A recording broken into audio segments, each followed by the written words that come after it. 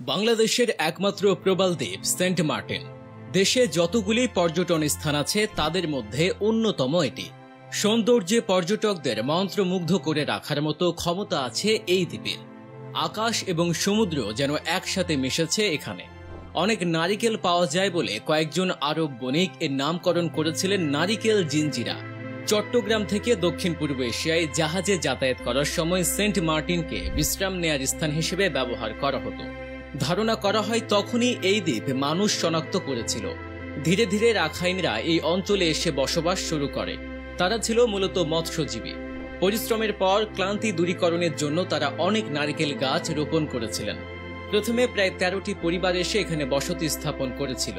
বর্তমানে জায়গাটি বসবাস উপযুক্ত এবং পর্যাপ্ত পর্যটক ধারণের সক্ষমতা রাখে। নীল জলরাশির সাথে নীল আকাশ এবং সারি সারি নারিকেল গাছের অপূর্ব মিলন দেখতে বছরের প্রায় সব সময়ই দেশি বিদেশি পর্যটকে ভরপুর থাকে এই প্রবাল দ্বীপ। বছরের সেপ্টেম্বর অক্টোবর থেকে শুরু করে মার্চ এপ্রিল পর্যন্ত পর্যটকের ভিড় বেশি থাকে। পর্যটন মৌসুমে এখানে প্রায় 5টি লঞ্চ বাংলাদেশের মূল ভূখণ্ড হতে যাওয়া আসা করে।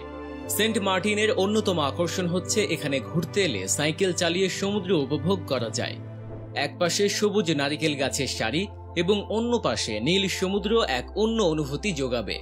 এখানে অনেক ধরনের প্রবাল, পাখি, উভচর শ্রেণীর প্রাণী, সবুজ সাগর কাছিম, লাল কাঁকড়া সহ হাজারো প্রাণীর সমাহার রয়েছে।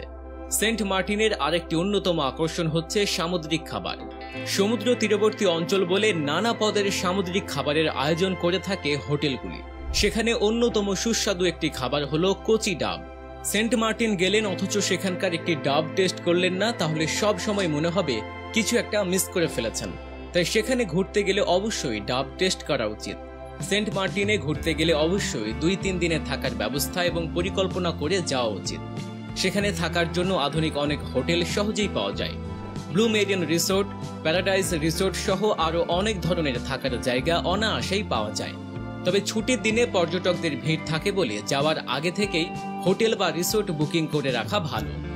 এত সব সুন্দরের মাঝেও দুঃখের বিষয় হলো সেন্ট মার্টিন ধীরে ধীরে প্রবাল শূন্য হতে চলেছে।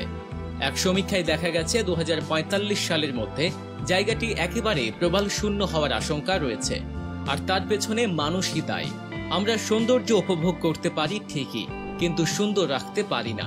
1996 সালের দিকে সেন্ট মার্টিনে পর্যটক যেতেন বছরে 150 থেকে 250 জনের মতো, কিন্তু বর্তমানে বছরে প্রায় 1.5 লাখের বেশি মানুষ যাচ্ছেন এই প্রবাল দ্বীপে। তাছাড়া দ্বীপে স্থায়ী জনবসতিও গড়ে উঠছে বেশি, ফলে বাড়ছে জায়গা সংকট এবং কমছে দ্বীপের সৌন্দর্য। দেশের একমাত্র প্রবাল দ্বীপ অনেক বেশি ক্ষতির সম্মুখীন হওয়ার আগেই এর জন্য পদক্ষেপ গ্রহণ করা উচিত। জাতীয়ভাবে সংরক্ষণের পাশাপাশি যারা সেখানে ঘুরতে যায় কিংবা বাস করে তাদের একত্র হয়ে উদ্যোগ গ্রহণ করা উচিত। সেন্ট মার্টিন আমাদের দেশের জন্য গর্বের জায়গা। এটা বিশ্বের কাছে বাংলাদেশকে পর্যটকের দিক থেকে অনেক সম্মান ও প্রশংসা এনে দিয়েছে।